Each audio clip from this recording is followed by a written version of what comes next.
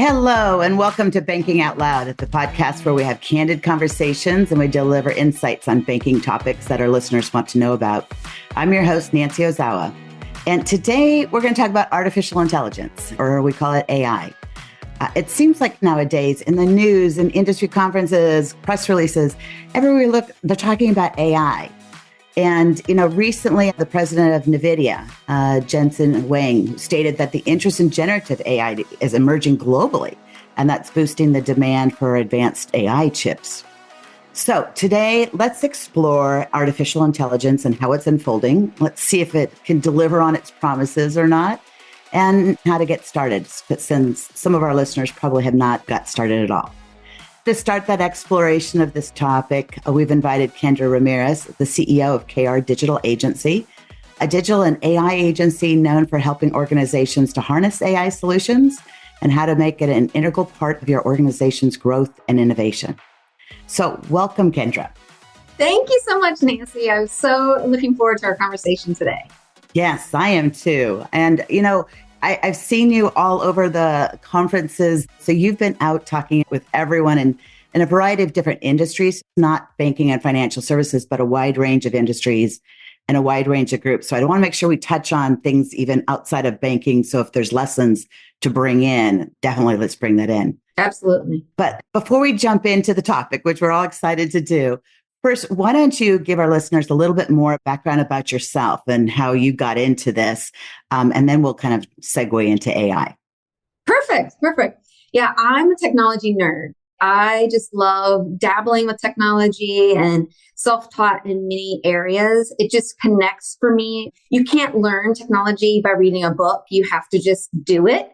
And so growing up in school, learning, in that manner didn't really work for me. But once I fell in love with technology and found technology, then I was like, okay, this is it. This makes sense to my brain. And so in my early days, I was doing sales for data center network architecture in the first big move of, the .com era. And then from that, I started my digital agency almost 19 years ago.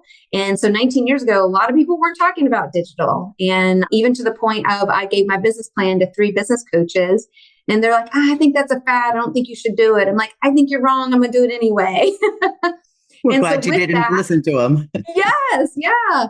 And with that, we extended into AI in our agency. Even prior to ChatGPT coming out, we were using tools to help brainstorm and strategize and create content and imagery. We were building bots in 2018. And so the things that we were learning, I just started sharing with our clients, and our clients were telling other people. And the next thing I know, I'm on the road doing 54 AI talks across the country last year.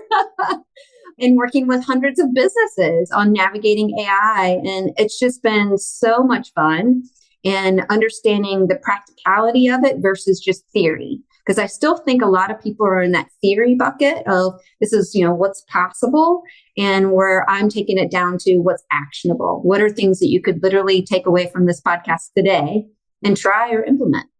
That's fabulous. And 54 conferences in a year is an extremely large number. A lot of miles in the airplanes as well. When you're out talking to different folks, is there certain industries or certain groups that are getting it better than others? I'm trying to understand that range of skills and who's really adopting it, because I'm sure some of our listeners are saying, what is AI? And some are like, yes. Yeah, where do I put the AI? So help us understand where we fit within that continuum. Oh, I love this question. Because every audience I'm with, it's the bell curve, right? There's people like me that are just gung-ho and advocating for it, to the other side of the bell curve that are really fearful of it. And they're like, nope, no way. I've shut down access, to all AI in our business. And I'm like, okay, well, great. Now you just caused shadow IT. And now what's happening are people are using AI from a work perspective on their personal laptops and their personal phones. And now you're opening up a whole other situation that could bring cause to the business. And so understanding it impacts really every industry. And I would say the commonality of those that are adopting it and leaning in are ones that are just being curious, right? They're just open-minded. And so when people are asking me like, well, what companies are going to be impacted? And my answer is always, do you have a sales team, marketing team, operations team, IT team, training team? HR team, right? Any of the customer service team, if you have those in your business, you are going to be impacted. So it doesn't matter from an industry standpoint. And it's literally as big as when the internet rolled out, right? That's the last massive shift in how we work happened. So AI is literally to that same equivalent. I think that's a perfect analogy. In the 1990s, the internet came about and people didn't know what it was. This is before Amazon really became anything more than a little tiny website with a few books, basically. Yes. And look at where we are less than, 30 years later, and it's the next revolution. Before we get into it, let's do a level set of AI. How do you define it and what types are out there before we go too deep on this? Perfect. And it's a great foundation, because I was with someone recently. She's like, Kendra, you keep talking about AI, but where do I go to experience it? Right. And I'm like, oh, yes. Thank you for asking that question. And so, we're already experiencing AI. We may not be going to places and knowing we're experiencing it. If you're using Netflix, if you're using Amazon, if you're using Google, right, you're already experiencing AI. You're not having to go to it to experience it. And so what we're going to anchor off in our conversation today will really be around ChatGPT. So to experience that, you would go to chat.openai.com. And so when I talk about laying a foundation of what is AI, at its most simplest form, it's the ability for a computer to think and learn. Its ability for a computer to think and learn. That at its simplest form is what AI is. And then we hear the term generative AI. And generative AI is just the ability for AI to generate text, image, audio, data, right? It's generating something. And then the other terminology we hear quite frequently is large language model. So ChatGPT is a large language model. And let's play a little game here. So if I say the word peanut butter, what word comes next? Jam. Jam, yeah, all right. Or jelly, right? Jelly. Jam, jelly. So most people, 99.99% will say jam or jelly. So in that instance, that is what a large language model is doing. It has tokenized the words that are showing up and it's looking for patterns. So it's not going like a Google search and grabbing information and giving that like paragraph out of Google straight to you. On the fly, ChatGPT is coming up with every single word. So just like what we did and played the little game of peanut butter and jelly, it is deciding like, okay, this word always usually comes up with this word, and it's patternizing the information that it's providing. And so that's something I hear quite frequently, because everyone, when they first experience ChatGPT, they see the little, window that looks kind of similar to a Google search window, and they try to use it like Google search, and it is not even remotely close to Google search. Right. So being able to have a conversation with it, and that's where it implies chat, GPT, we're going to chat with the AI and give it tasks to do. And I almost think about when you're chatting with it, you're teaching a child. Yes. Present back to me an outline of a press release that has these 3 key messages. And obviously a child wouldn't do it, but you've got to give them a lot of context of what it is you want. What information do you know? What kind of outline you want? And it's amazing how it'll come back with different versions of a press release. Yes. And then as a human, I'm like, nah, I don't like this paragraph. Let me change it. Correct. So again, let's laying that foundation. And what are we talking about when we say prompting? Yeah. So what I want you to think about when we're prompting AI, what we're talking about is let's say you went into a restaurant. The restaurant did not have any menus, and the wait staff came up to you and said, what would you like to eat? And I look at them and say, oh, I would just love a piece of meat and a vegetable. And the wait staff goes back, the cooks make something, and they bring a steak and asparagus. And I'm like, no, I actually wanted a hamburger and a corn cob, right? Well, you didn't state that, right? So in prompting, we have to be really, really specific about the thing that we're asking the AI to do. So I love your analogy. I always say when we're working with AI, pretend like it is a human, and pretend maybe you hired a really, really smart intern and you were giving them a task. And the more details we want to tell that intern that we hired, that task-oriented person, we have to be really specific about what we want, what's the output, and then they can go to work. But if I don't give them very much direction, they're going to come back and not really provide the thing I was looking for. So if we go in and say, provide me an email for a customer, and that's it, it doesn't know who, it doesn't know what we were trying to convey. So the better we are about the input from a prompt standpoint, the better the output will be. Exactly. I think your analogy of the restaurant is a good one of trying to be as specific as possible. But I also realized that AI is not perfect. Mm-hmm. Just because it gave you the answer doesn't mean it's actually correct all the time. You still need that human. Yes. So have you seen, you've asked your waiter, if you wish, and some coming back with the corn dog, they come back with a piece of roast beef and say it's called a corn dog. Yes. Have you seen the parts where AI is it's incorrect? It's got to learn from us. Mm-hmm. Yes, exactly. And so that is something that we have to understand. AI is not always correct. It does hallucinate. Hallucination is a technical term of inaccurate, right? So it's making things up. So a really great example that was used and was all over the press is where an attorney was using ChatGPT and preparing for a court case. And they were providing the court case. Well, this was the situation, that happened. And the judge stopped everything and said, no, actually, those court cases don't exist. And so in that situation, they should have fact checked the information. So it's sometimes not accurate. It hallucinates. It is biased.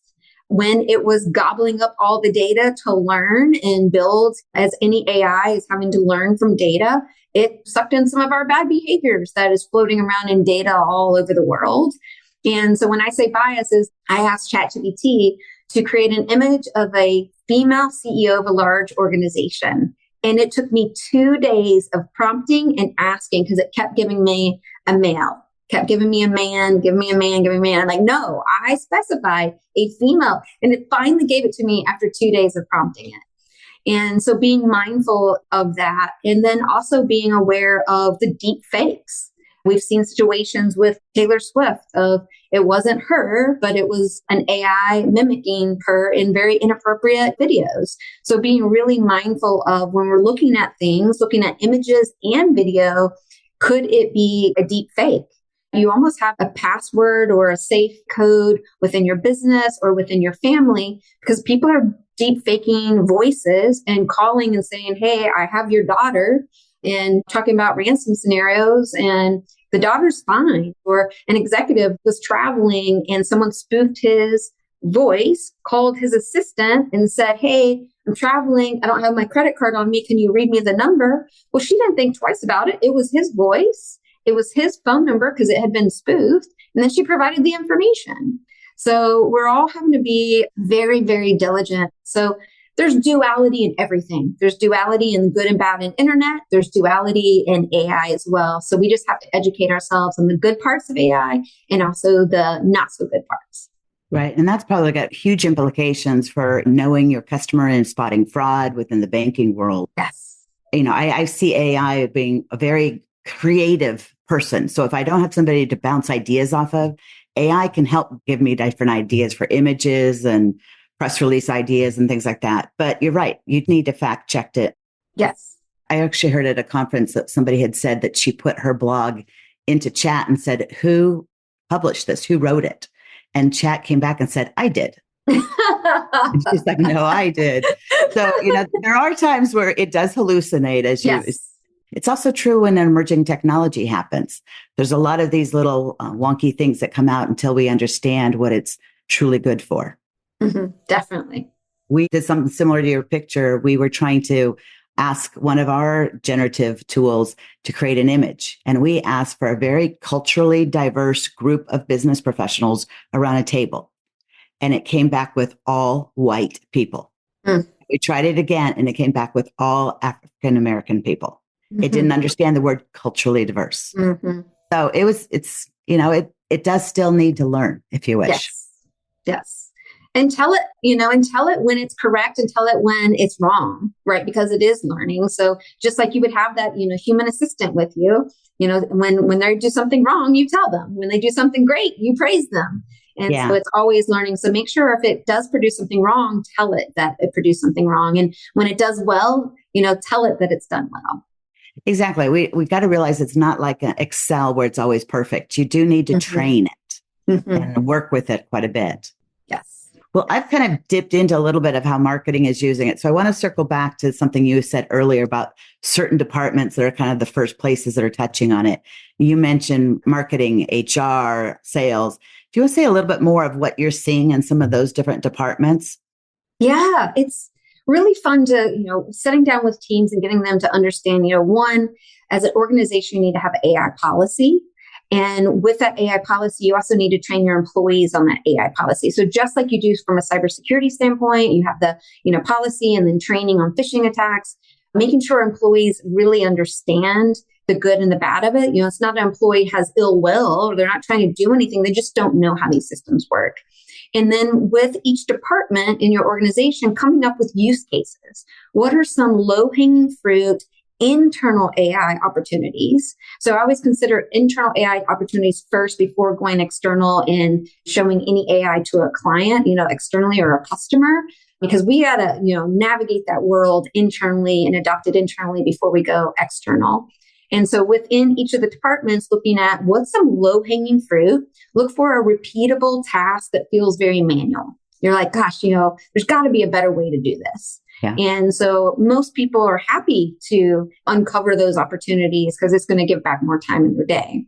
So in marketing and sales, any kind of content you can imagine, emails, subject lines, proposals, sales enablement things, presentations, blogs, SEO, websites, landing pages, press releases, focus groups. You can do simulation with it. So like I love showing sales teams that you can go in, there's a GPT inside of ChatGPT that is called Negotiator. And you can role play a scenario with AI and help you better your negotiation strategy. Or you can build your own little mini simulation of a focus group and say, hey, here are 5 personas, and I want to be able to chat with each of them and get information back in a potential focus group. So I love brainstorming. I brainstorm with it every single day. I'll provide it something and then ask, what else should I be considering, or what am I not including that I should? And I'll just ask it to think through something with me. And so to the point of, it told me the other day, I enjoy collaborating with you. I'm like, well, thank you. I enjoy collaborating with you. Like it totally made my day. That is cute. And that's inside ChatGPT. I haven't seen that before. Negotiator. Okay. That's awesome. Yep. It's one of the GPTs. If you go on the left panel, it'll say explore GPTs, and there are thousands of them. So the GPTs are like little mini apps, right? Like your app on your phone, and they have a specific task that they're going to do. So there's all kinds of different ones that you can play with in different scenarios. And there's a search capability. So you can search all of the GPTs that are out there on the different tasks that you want to play with. And I would imagine as a salesperson, maybe a junior salesperson or somebody who's got new territory, then you could say, my audience is this kind of a banker, a lender who lends these kind of CRE type loans, and give it some training and then say, okay, now let's just do a role play. Let me talk to you. And then you respond as the potential prospect. Yes, exactly. That role playing would be amazing for salespeople to think through different scenarios of how to help the customer. And would it also evaluate them to say, hey, this is what you missed? This is how I interpreted that question? Yes. So one of the things that I love telling everyone, when you are giving your prompt, giving it some context, my little secret sauce is the very last sentence. Say, ask me questions for clarity. And then what's going to happen is it will prompt you, because it will say, okay, based off the information you gave, I need this, this, and this before I can actually provide the output you're looking for.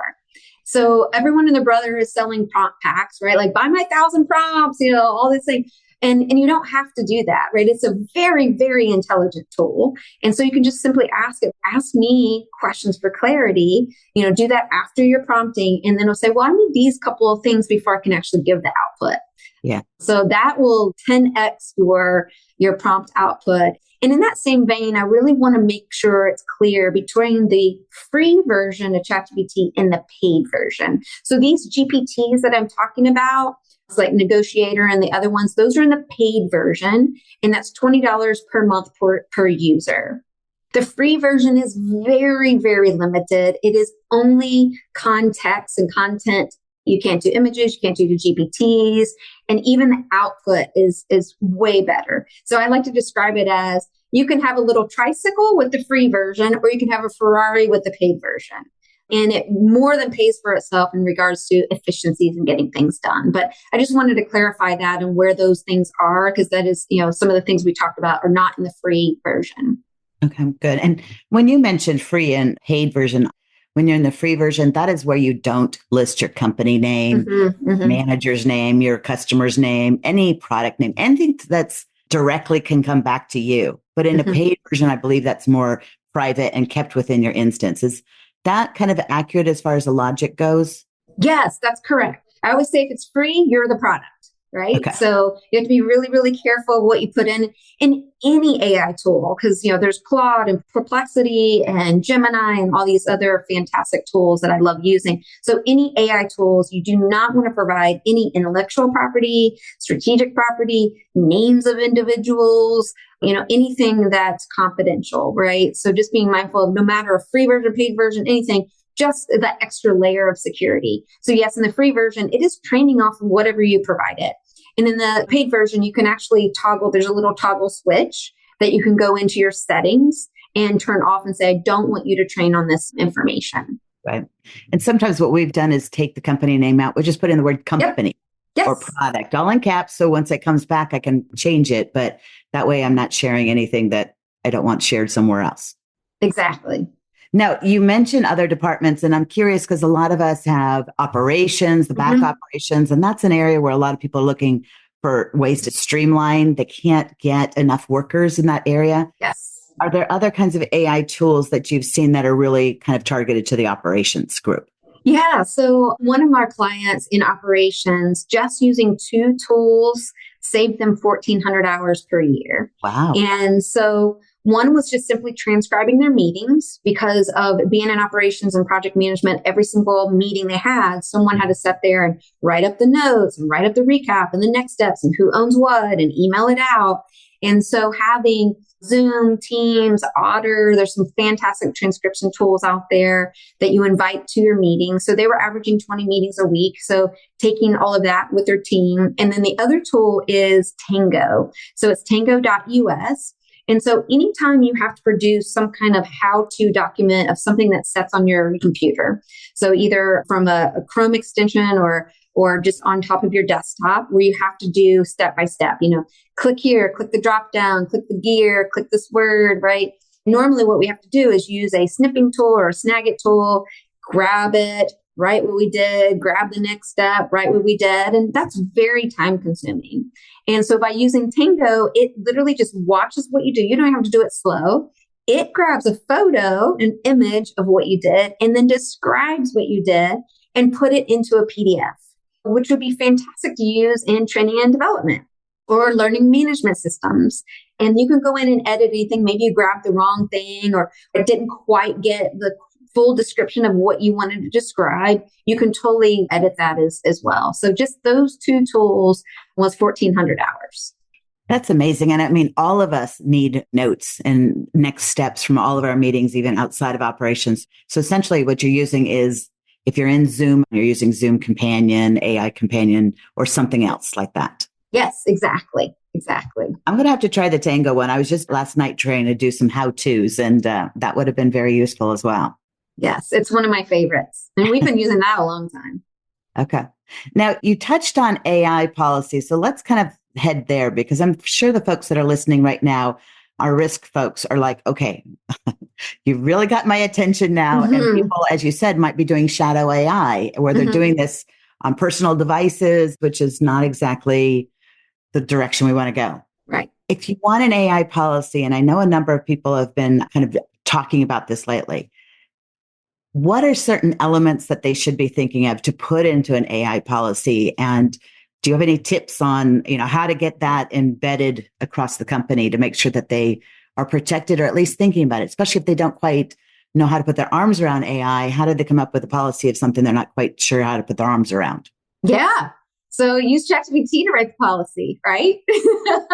And so it's not your final, right? You want your legal counsel to do a final review. And I've worked with many law firms, and like, we're happy when someone comes to like, because they didn't want to start from a blank piece of paper anyway. And plus it, helps the billing time, right? So Yeah. starting there, but it's really acceptable use, right? So making sure that, confidentiality, information's redacted, making sure that employees, understand what tools are approved. Here are a set of tools that you can use. Here are a set of tools, you can't use. Different scenarios there might be, if there's any compliance involved, they have to export that conversation and show proof where they got the information. So it really depends on the different layers and different departments of what they need. And I have a couple of templates that I've built as well, but start in ChatGPT to get a nice foundation, and then have a human that, has that legal counsel background to go in and elevate that. But then it's making sure that you have the policy and then educating on the policy. So making sure that employees understand all the things that we're talking about today about the good uses and how you can use it. And then also the pitfalls, right? Things that are bias or hallucination or deep fakes, making sure even how they can, just like with phishing attacks, how can they identify a fake photo or a fake conversation? Because that's something else, especially being in banking, the red alert has to be really, really high in making sure that they're identifying scenarios or situations that may not even be real. Yeah, true. And I would imagine AI policy is for the employees, but something you tipped off a little bit earlier is it's not just the employees using it, but if they put it out on their website and it's a chatbot and it's talking to customers, there is a potential risk that that chatbot might do hallucination, and there's a risk level there too. Exactly. And that happened with Air Canada. So Air Canada had an AI chatbot on their website, and it was that external AI. An individual wanted a bereavement refund on a flight. And the policy came back on the website. Yes, we'll refund that. And it hallucinated in that moment. That's not actually true. Unfortunately, they couldn't figure out, the scenario and take care of it themselves and just refund them and call it a day. Air Canada fought it, and they're like, no, it's not our fault. It was the AI's fault. Well, guess what? You're the one that implemented it, and they lost the lawsuit. So now you have a whole bunch of not good press on something that could have been just handled. Have they said, hey, it was on our website, it was our scenario. And so just being mindful of that, if it does come up, that sets the precedent now. You're on the hook for that because the website is yours. So they didn't handle that very well. No. One, making sure that you understand the tools that you're implementing. And because there are good chatbot tools out there that don't hallucinate, but still you've got to test and make sure before you publicly start sharing anything with your customers and clients. So you mentioned a few that don't hallucinate. What are a few of your favorites that don't hallucinate? Maybe we won't talk about the ones that do hallucinate. Right. Well, it's back to really being able testing it. So, Microsoft has their whole enterprise suite. It doesn't, it doesn't share any of your information. It's what I call moat, right? It's got a moat around the information. And so we know that is a enterprise level AI. So there's over 52,000 AI tools that exist today. And a lot of them are these, they're wrappers, right? Meaning they took ChatGPT and layered some stuff on it, and then now they've called it a tool that they have. So making sure you're vetting those vendors and making sure they are real enterprise level, have SOC compliance, really dig in and understand where these tools are coming out of. So like the Microsofts of the world using Copilot, because Copilot is their specific AI tool in the enterprise. And Microsoft invested $10 billion into OpenAI. So really and truly under the hood, it's ChatGPT inside of Microsoft Copilot. And so making sure to use platforms like that are more what I consider enterprise level tools. And then there's other tools. CustomGPT.ai is another fantastic tool that you can build off documentation or website. And it's being able to train off of that without bringing in the external information from an AI standpoint. It's training off your information. So the information it's going to produce is going to be more correct. So if I was trying to vet my AI tool to make sure it's appropriate for my institution, what I'm hearing is kind of go for the larger leaders who've invested Mm-hmm. a lot into it. But I Mm-hmm. would suspect that there's a lot that are showing up that are startups and they've got to start Yes. somewhere and they're a little bit more focused on this. Is there any advice you have of weeding out the good startups that are a little bit more safer than others? Or is it Mm-hmm. just give them time to develop and be a little bit larger company before you take on their tools?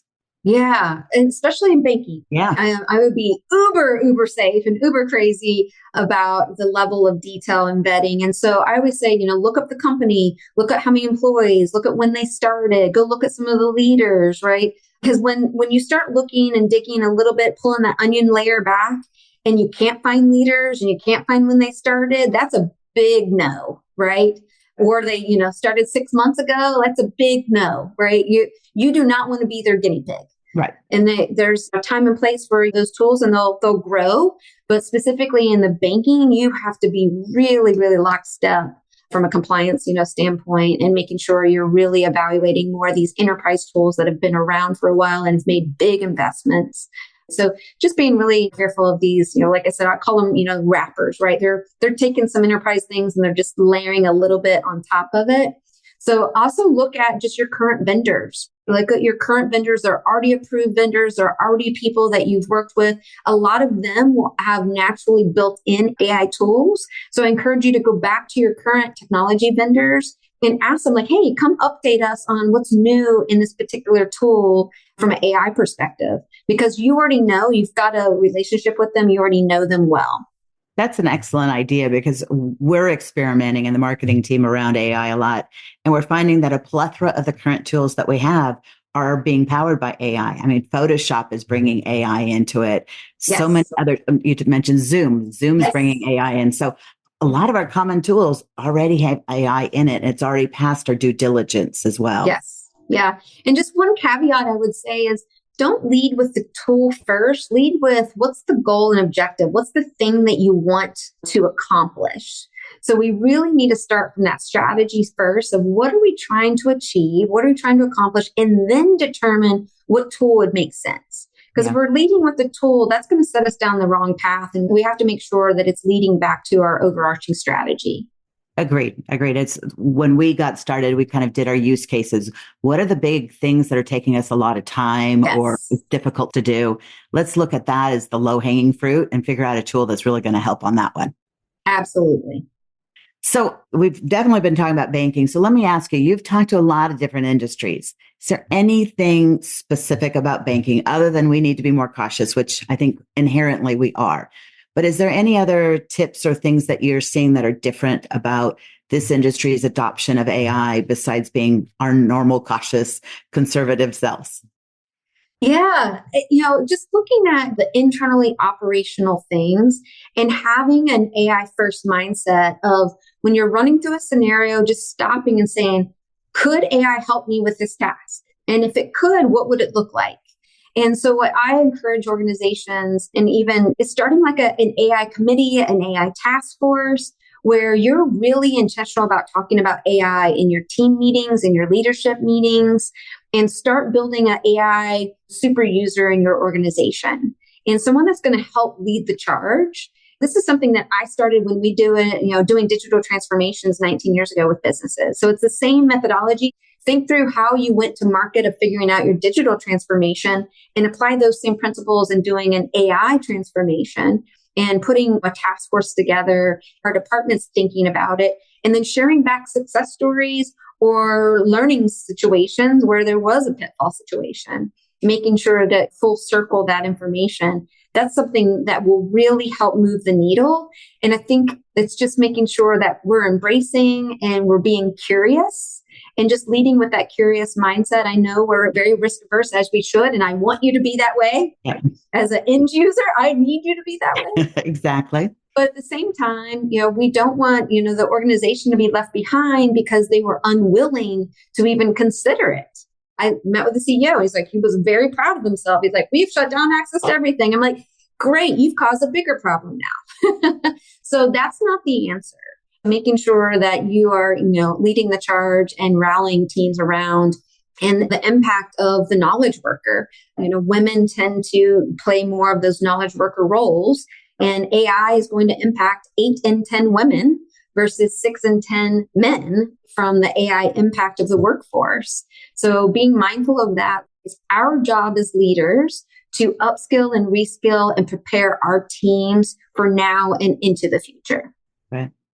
Well, you have wrapped this up with a bow. I think you've given the listeners and myself a few steps. If you're not getting started with AI already, I think what I'm hearing you say is start experimenting, start talking about what your big challenges are, what your things that take a lot of time that are very repetitive, and start experimenting with those. But experiment only internally first. And that's kind of one of the key lessons I'm hearing you say. Definitely. Is there any other key points that you want to summarize as we box this up?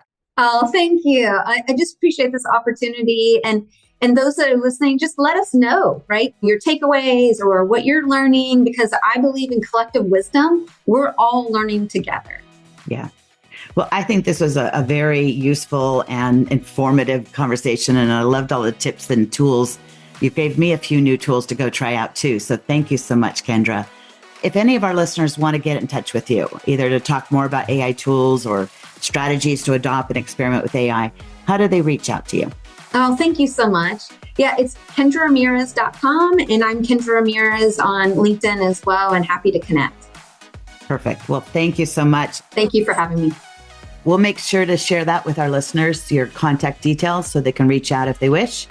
And thank you so much, listeners, for tuning in again for another provocative discussion on banking topics. If you haven't already, make sure to check out our other episodes and also subscribe. That way you're the first to know when a new episode has dropped. We're always looking for feedback on what to discuss next. So if you've got something in mind, or maybe you want to be a guest on this podcast, please let us know by emailing us at bankingoutloud@pcbb.com. Thanks again. See you next time.